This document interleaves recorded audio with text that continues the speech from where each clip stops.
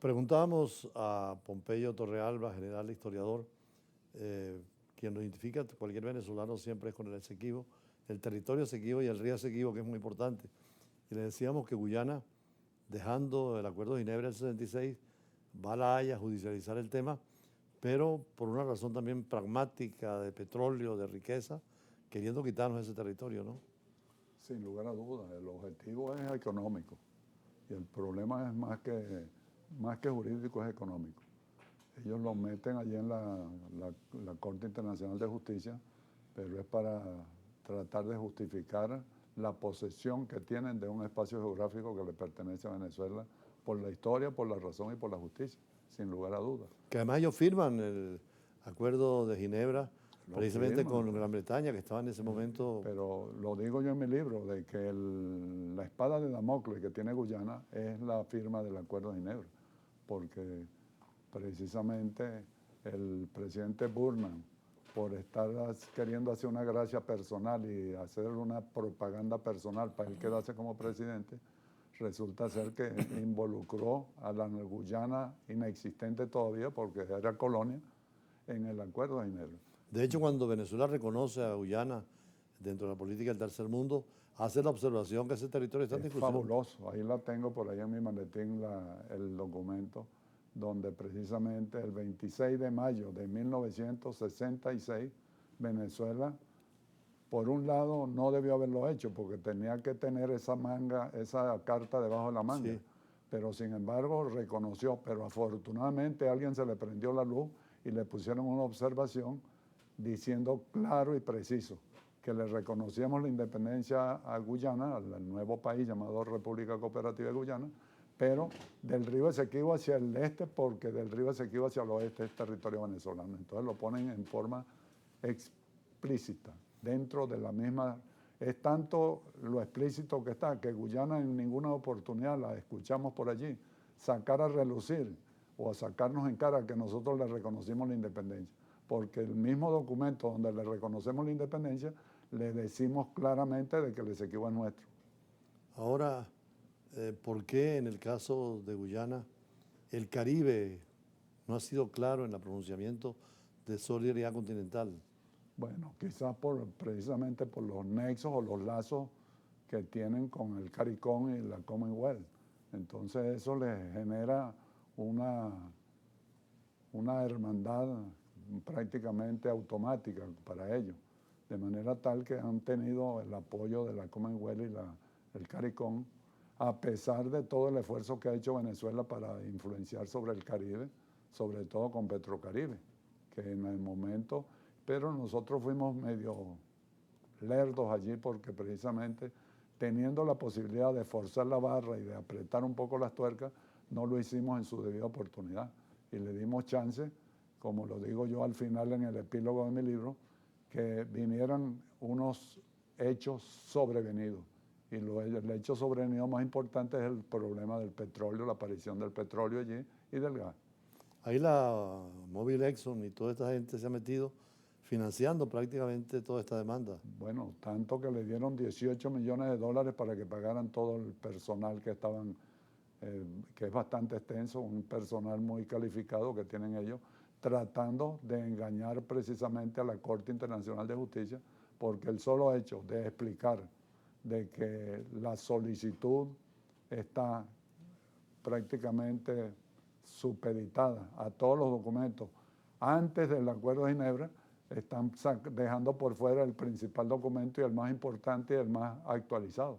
Entonces el Acuerdo de Ginebra mata todo, mata el laudo arbitral de París y mata todo lo que precisamente hubo con antelación al Acuerdo de Ginebra. Por cierto, todo el Acuerdo de Ginebra, me imagino que fue resultado de la nueva actitud de la denuncia hecha por el abogado Malek Prevost de Estados Unidos. Veía el otro día que Diógenes Escalante inclusive le llevó al presidente Medina a una conversación en Washington.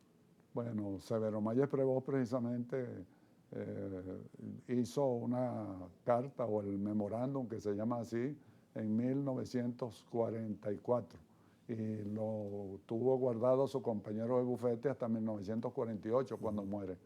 Y es en 1949 cuando es publicado en una revista norteamericana el memorándum de Severo Mayes Prebón. Dio bastantes luces al gobierno nacional, se nombraron las comisiones, se iniciaron un proceso profundo de investigación que permitió precisamente aclarar todas las posibilidades del fraude que fue cometido por el laudo arbitral de París del 3 de octubre de 1899. A pesar de que yo lo he dicho en varias oportunidades, debemos de declarar nulo e írrito el tratado arbitral de 1857, porque si logramos anular, que debemos hacerlo, el laudo arbitral de París, declararlo como lo hemos declarado, nulo e írrito, y comprobado ese hecho, resulta ser que va a quedar vigente el tratado arbitral. Claro. Y vendríamos a caer nuevamente en las manos de un documento que es totalmente leonino, por cuanto no hay la posibilidad de que haya cualquier tipo de laudo arbitral donde podamos salir gananciosos, por cuanto es muy leonino el tratado arbitral de 1897. Se señala también la falta de verdadera actitud del secretario de Naciones Unidas, tanto Ban Ki-moon como Guterres. Totalmente motivada, que ellos interpretaron el que nosotros le habíamos dado el consentimiento y nosotros no hemos dado ningún consentimiento, y no habiendo consentimiento no hay la posibilidad de que tenga facultades, porque la Corte Internacional de Justicia tiene jurisdicción.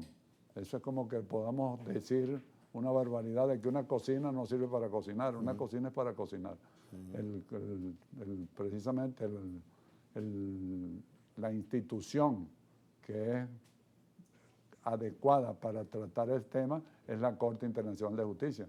Pero la Corte Internacional de Justicia, para tener competencia, tiene que tener consentimiento. Claro, la aceptación del Estado. Nosotros nunca le hemos dado consentimiento a ninguna institución de ninguna naturaleza para que puedan tener la competencia para juzgar un caso en donde está involucrada precisamente lo más sagrado de un país, que es el territorio.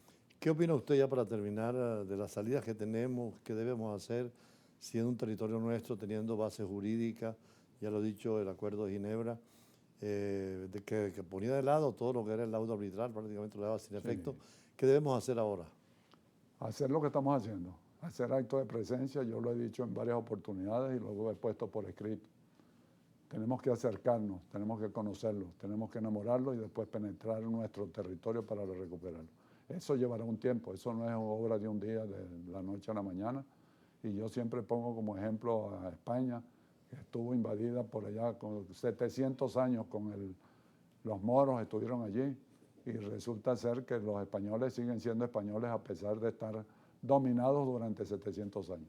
El hecho de que tengamos 126 años, 127 años con toda esa carga inglesa dentro de ese territorio, nosotros tenemos que recuperar lo que es nuestro, en virtud de que no hay absolutamente duda alguna de que el territorio Esequibo es de Venezuela. Inclusive veía en estos días que España apenas tiene también desde 1720, 23, ocupada Gibraltar y no deja de reclamarlo, y son 7 kilómetros cuadrados. 7 kilómetros cuadrados. O Argentina con las Malvinas, que son unos 13.000. Y con Kuwait, allá en el Medio Oriente, que Kuwait es producto precisamente de los ingleses.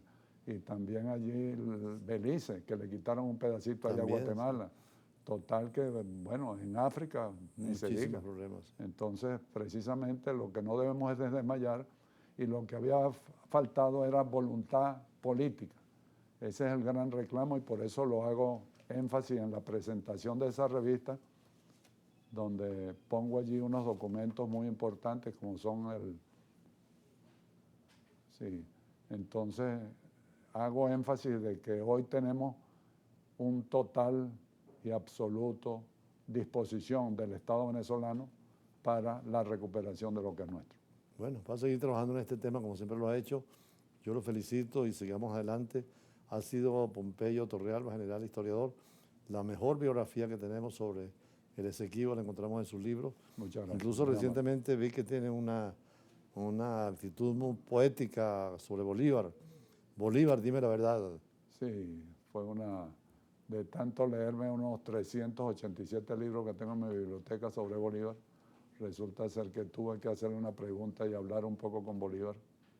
en Bueno. sentido figurado, lógicamente, para poder conseguir algunas respuestas de algunas interrogantes, algunas dudas. Bueno, si alguien fue claro con razonables. respecto a la Guayana Esequiba fue Bolívar, ¿no? Que siempre la reclamó, Sí. dio instrucciones a nuestros diplomáticos en Londres y bueno, se opuso a toda esa invasión inglesa de la época. Sí, a pesar de su preocupación hacia el sur, precisamente siempre manifestó algún interés sobre la recuperación de ese espacio geográfico que nos quitó y nos arrebató Inglaterra en aciagos días de nuestra historia. Bueno, muchas gracias. Gracias El a pueblo de ustedes, Venezuela señor está embajador. unido en este reclamo y vamos a seguir leyendo sus libros y sus clases, que siempre son ilustrativas y muy nacionalistas, republicanas, y además favorecen la integración latinoamericana porque el día que tengamos que cerrar la frontera nos integraremos mejor.